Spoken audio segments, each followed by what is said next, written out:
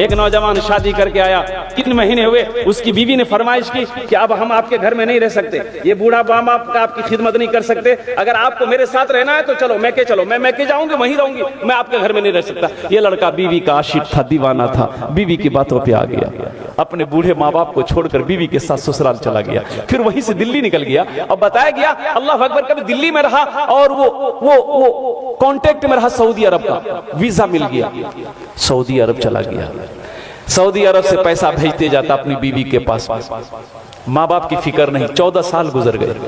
कितने साल गुजर? 14 साल का अरसा गुजर गया। इन 14 सालों में इस नौजवान ने 12 हज किए। कितने हज किए मेरे भाई? ये 12वां हज था। बैठकर खाना काबा के पास में हिचकियां बांध कर रो रहा है, ज़ारो कतार रो रहा है। तो पीछे से किसी ने कंधे पे हाथ रखा नौजवान का। ए नौजवान, कौन ऐसा गुनाह किया है? कौन ऐसा गुनाह किया है जो इस ज़ारो कतार से रो रहा है? ऐसा मैंने किसी को रोते हुए नहीं देखा। पलट कर देखा तो अल्लाह वाले एक बुजुर्ग हस्ती है, चेहरा सफेद है, सर पे अमामा बंधा है। कहा कि हजरत, ना जाने क्यों ऐसा लगता है कि मेरे दिल पे किसी ने ताला लगा दिया। ना इबादत अच्छी लगती है, ना जिक्र अच्छा लगता है, ना खाने चैन है, ना सोने चैन है। हजरत ये मेरा 12वां हज है, 12वां हज है मेरा, लेकिन ऐसा लग रहा है कि दिल में किसी ने ताला लगा दिया। तो अल्लाह वाले ने कहा कि लगता है तुमने किसी का दिल दुखाया है। हाँ, अरे सुभान अल्लाह, बोलो माशाअल्लाह, सुभान अल्लाह। लगता है तुमने किसी का दिल दुखाया है। तुम्हारी माँ है? माँ है, माँ है। बोला हाँ। बाप है? बोला हाँ। बोले कहाँ है? बोला पता नहीं। बोला पता नहीं, 14 साल हो गए मैंने माँ के चेहरे को नहीं देखा, बाप के चेहरे को नहीं देखा। पता नहीं मेरी माँ कैसे होगी, मेरा बाप कैसे होगा। तो अल्लाह वाले ने कहा कि फिर ये खाने काबा में बैठकर क्या कर रहा है? क्या कर रहा है? उठ जा, जा भाग, अपनी माँ रूठे हुए माँ बाप से माफी मांग ले। अगर उन्होंने माफ कर दिया तो अल्लाह तेरे दिल के ताले को खोल देगा। सुभान अल्लाह, सुभान अल्लाह। खाने काबा में बैठकर क्या कर रहा है? जा, खाने काबा में बैठकर क्या कर रहा है? जा। ये नौजवान उठा, रोता हुआ उठा, अपना डेरा आया, रूम के अंदर में आया है और कुर्बान जाओ टिकट बनाने में लग गया। फ्लाइट पकड़ा, हिंदुस्तान की सरजमीन पर अपना कदम रखा। अल्लाह अकबर कबीरा। और गाड़ी ली, एयरपोर्ट से गाड़ी लिया, सीधे अपने गांव के लिए रवाना हुआ। लेकिन कुर्बान जाओ, और देखा कि गांव में बहुत सारी बिल्डिंगें बन गई है। 14 साल का अरसा गुजर गया, उसका घर की जगह पता नहीं।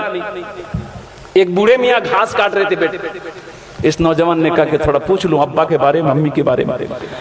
तो उनसे पूछा कि चचा, ये अपना बाप का नाम लेके पूछा कि अब्दुल्ला साहब का घर कौन सा है? तो बूढ़े मियाँ ने नीचे से ऊपर तक देखा उस नौजवान को, कहा कि कौन अब्दुल्ला मियाँ? वो बेचारे तब इस दुनिया में नहीं रहे।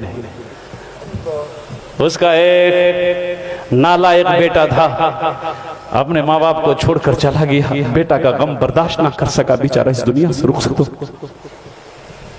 इस नौजवान की आंखों से आंसू जारी हो गया। फिर वो नौजवान पूछता है कि उसकी बीवी का क्या बना? उसकी बीवी, अपनी माँ के बारे में पूछा कि उसकी बीवी का क्या बना? तो कहा कि वो उसकी बीवी बेचारी शौहर के मरने के बाद दूसरे के घर में काम करती थी, किसी तरह रोटी रोजी उनकी चलती थी। लेकिन अब सुने में उसको फालिज मार दिया है, बिस्तर पे पड़ी रहती है, जिसको होता है खाना लाकर देता है, जिसको नहीं होता खाना लाकर नहीं देता है। अब तो पता ये भी चला है कि उसकी आंखों की रोशनी भी खत्म हो गई। बस उनकी एक आखिरी ख्वाहिश ये की रट लगाती रहती है कि मौला उस वक्त तक मेरे जिस्म से रूह ना निकले जब तक कि मैं अपने बेटे के चेहरे को ना देख। ना जाने वो कौन नालायक बेटा है जो अपनी माँ को छोड़कर भागा हुआ है। अब माँ है कि उसके लिए जान कुर्बान करने को तैयार। ये नौजवान ज़ारो कतार रोने लगा। कांपते हुए कदम से अपने आंगन में कदम रखा है। चारपाई पे देखा कि एक ज़ईफा, एक बूढ़ी सुकड़ कर बैठी। कदमों की आहट को सुनकर बुढ़िया ने आवाज लगाई, कौन है? कौन है? तो लरसते हुए आवाज में, कांपते हुए आवाज में इस नौजवान ने कहा कि माँ, तेरा गुनहगार बेटा तेरे सामने खड़ा। माँ कहती है कि बेटा मेरे करीब आ जाओ, मेरे जिस्म में रूह इसलिए अटकी हुई थी, मेरे करीब आ जा मेरा लाल। मेरी आंखों में रोशनी तो नहीं थी जो तेरे चेहरे को देख सकूं, अपना चेहरा मेरे करीब कर दे ताकि हाथ फेर वो चेहरे पे ताकि मेरे कलेजे को ठंडक मिल जाए। हाँ हाँ, पीते पीते दूध कभी चल में जब छुप जाते थे, पीते पीते दूध कभी चल में जब छुप जाते थे, खुद ठंडक में माँ सोती गोदी में हम सो जाते थे। सुभान अल्लाह, सुभान अल्लाह। सो जाते थे। उस पल को याद करो ना मेरे बच्चों, जब हम छोटे थे, जब हम छोटे थे माँ की गोद में थे। ये हमारी माँ बैठी, बहनें बैठी, आज इनसे पूछो कुर्बान जाओ, बच्चे पखाना कर देता गोद में, माँ को नफरत नहीं होती? माँ नफरत नहीं करती औलाद से, अपने हाथों से उस गंदगी को साफ करती है, उस गंदगी को धोती है। और कुर्बान जाओ, बच्चे की तबीयत खराब हो जाए, माँ की आंखों से नींद खत्म हो जाती है, जब तक बच्चा सो ना जाए माँ को नींद नहीं आती। बताओ सही है कि नहीं है? इंशाल्लाह हाथ उठा के वादा करो अपने माँ बाप की खिदमत करेंगे इंशाल्लाह। जलसा सजाने वालों, मेरे नौजवानों बच्चों सुनो, अगर ये जितने बैठे हैं ना यहाँ पर, जितने बैठे हो, अगर एक ने भी अगर अमल कर लिया इंशाल्लाह, एक ने भी अगर अमल कर लिया तो कसम खुदा की जलसा सजाने वाला का जलसा सजाना मकबूल हो जाएगा, आने वालों का आना मकबूल हो जाएगा, मुकर्रिर का तकरीर करना मकबूल हो जाएगा और सुनने वालों का सुनना मकबूल हो जाएगा।